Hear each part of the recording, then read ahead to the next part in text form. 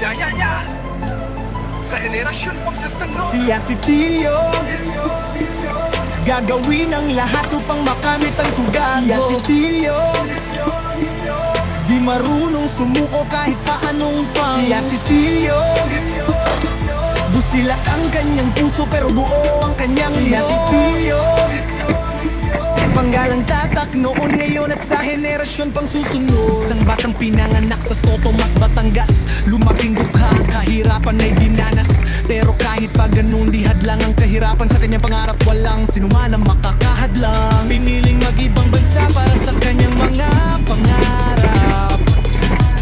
Linisan ng pamilya kahit na sobrang hirap.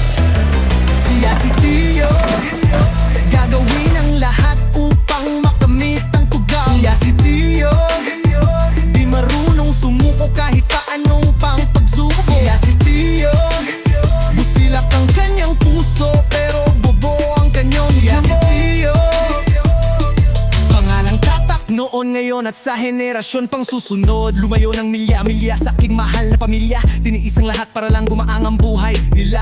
Napadpad sa bansang Fransya para lang kumita ng euro. Ang kapalit ng isa ay isang dakot na mamiso. Araw-araw nalulungkot, di ko akalaing ganito. Pero balang araw makakamit ang pangarap at makakasama ang pamilya ko.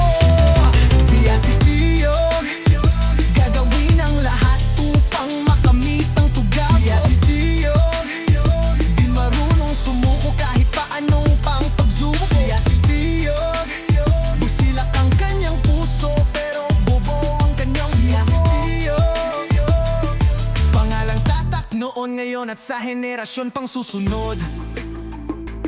Siya si Tiyog, Siya si Tiyog, siya si